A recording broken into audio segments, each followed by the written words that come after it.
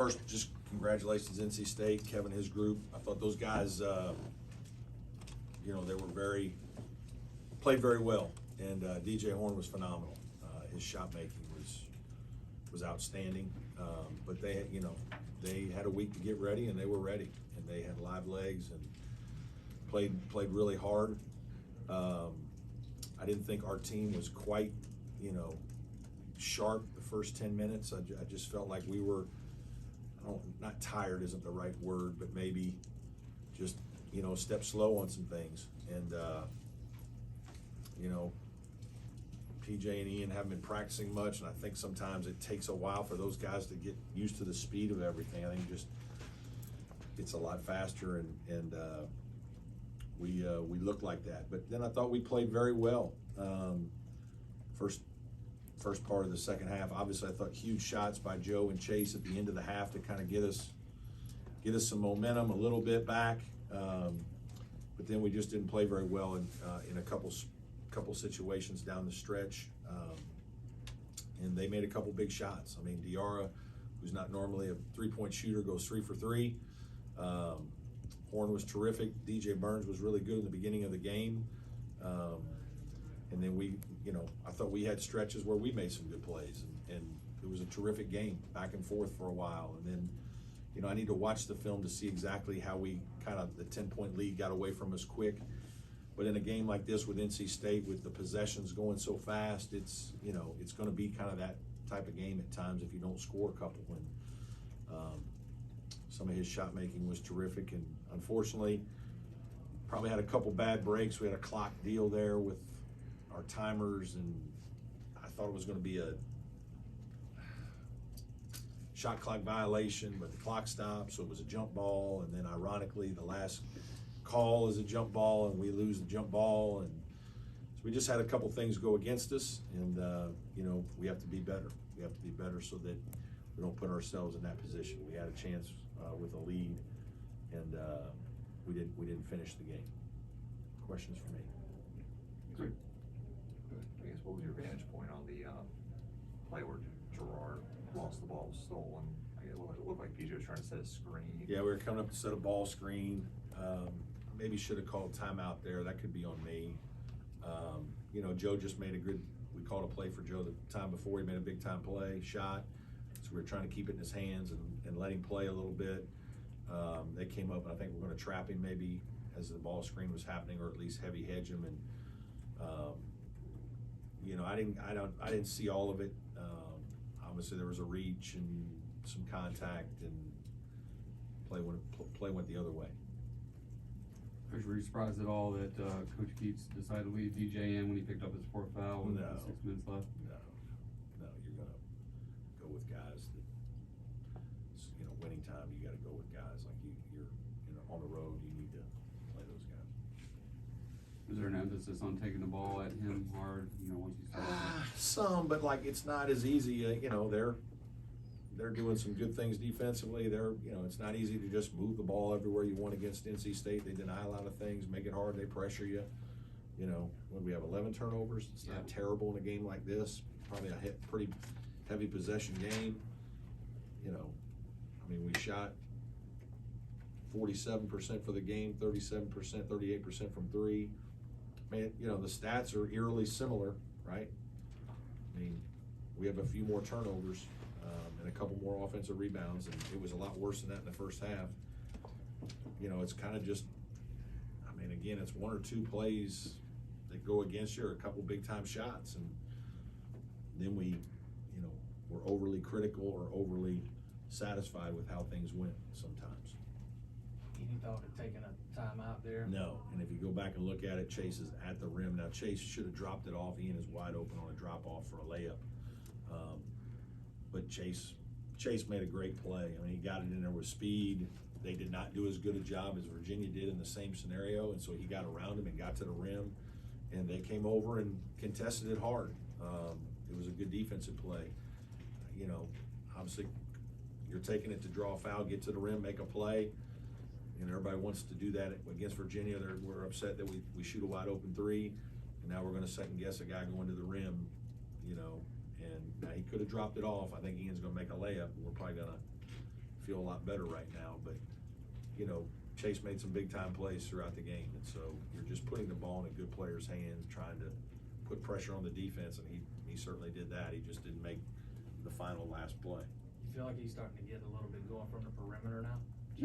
Yeah, I think he's playing pretty well. You know, I tell you, he had a hard time tonight with DJ. DJ was terrific, and our whole team did. We didn't do a good job helping him in ball screens and DHO handoffs on some stuff, but Chase has played some really good basketball here the last 2 weeks. The way he's guarded some guys in our league, he's had the leading score of just about every other perimeter player in the league, and he's done a great job. And he's, you deal with all that, then you're getting hounded on offense, and we want you to make shots, and there's a lot. And I think he's played very well. Tonight maybe not as good defensively as he has been, but I'm pleased with his play. In those situations, in the final seconds, it's always your gut to give it to your players and let them go down and make a play? Not always. You're trying to read the game, and if you feel like there's something that you can do that's, but the hardest thing any coach will tell you that, if you get the ball out and there's open space, that's hard to guard. The defense isn't set.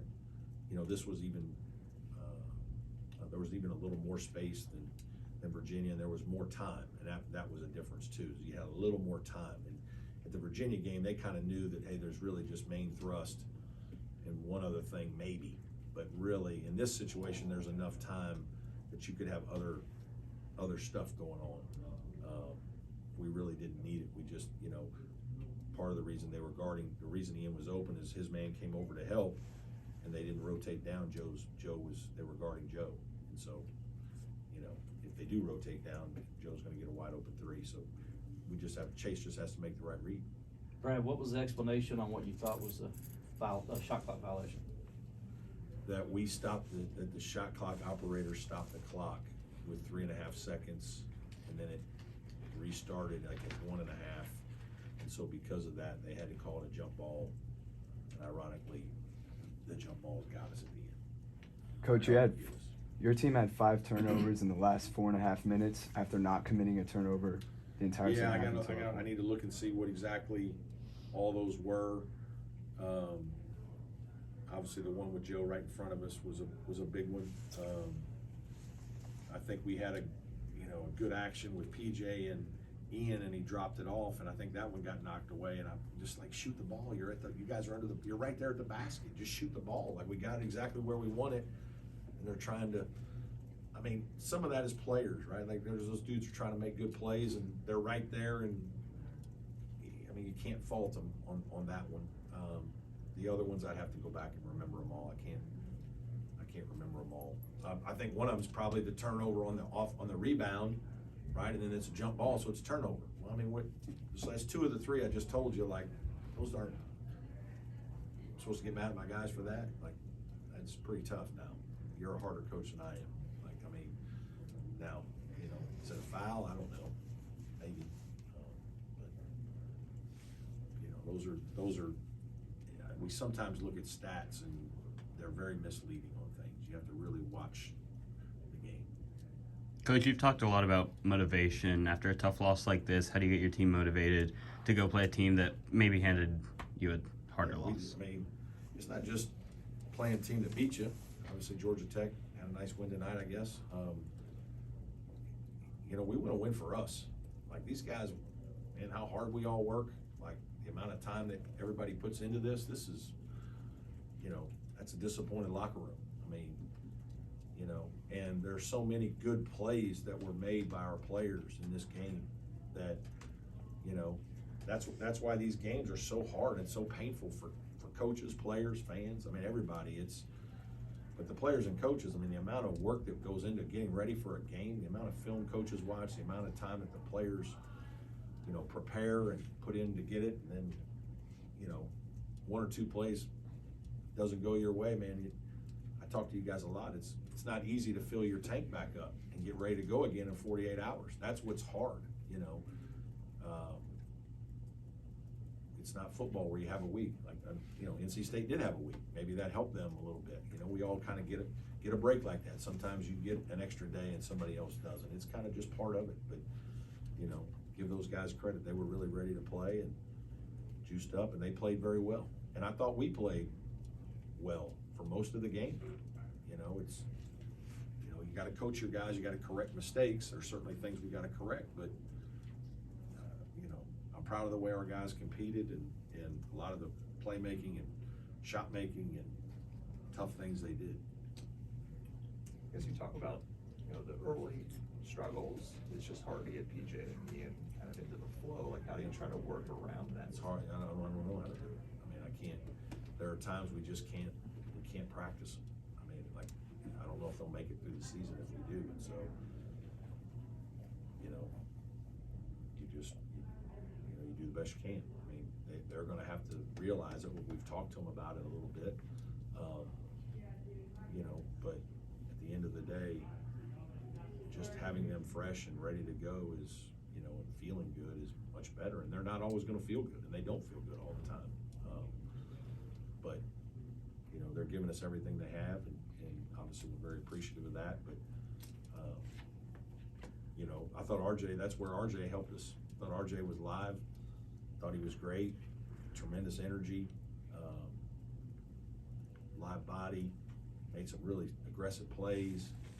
I was really proud of RJ. Coach, looking at the positives tonight, Yep. You closed the first half well after being down 8, and Yep. then you went on a 32-10 run, kind of all simultaneously together. So how do you take those positives and move it to Georgia Tech? Yeah, obviously we'll watch all of it. Like, we're gonna watch the whole game, but we're gonna watch. We always watch, you know, positive clips. And then we watch teaching clips. You know, but we're always reinforcing positive things that our guys do on both ends of the floor to show, so they can see, you know. And we will do that again for this game. So yeah, I mean, it's, you know, and our guys know that. Like, they, you know, nobody wants to really. We don't want to think about that right now. But that'll be part of the message, you know, Monday. Did you have a good visit with Hunter Tyson? I did, not very long though, unfortunately, but, you know, proud of that guy. Obviously love him to death, and unbelievable ambassador for our university and program, and just, you know, it's good to give him a big hug and just tell him how proud of him I am. You talk about how important a week of rest is. Is the double bye in the ACC tournament in the back of your mind at all as you go through the final stretch? Absolutely. Like, I think that's part of why we're all upset today, you know, is this would have been a big win to push us, you know, ahead of maybe what Pat calls the glob, or somebody, one of those guys used to call it the glob, where we're all kind of together, and that's kind of what I'm talking about. I think we have a really good league. I think we have a lot of really good teams, and winning is hard. And, you know, most games come down to a couple minutes, a couple plays, and somebody pulls away at the end. And unfortunately tonight, they made the plays at the end to win.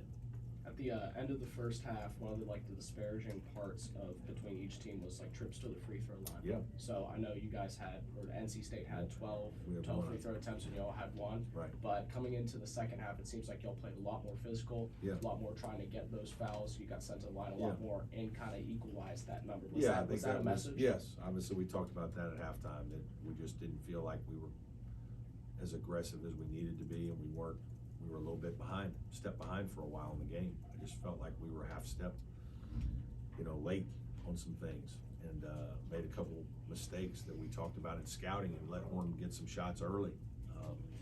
You know, our bench made a couple mistakes, and that's, you know, that's problematic. Can't go in the game and, you know, you're guarding an elite player, and we have a letdown and give up a couple shots. And that happened to us a couple times early in the game, and he got rolling a little bit, and you know, we just have to be better as a group. Any more questions for Coach? Coach, you talked about the glob of the ACC. You still have Wake Forest and Pitt left to play, but next Georgia Tech.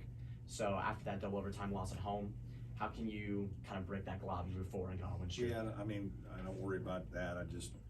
We have to worry about Georgia Tech. I mean, they beat us last time. They're plenty good enough to make our life miserable.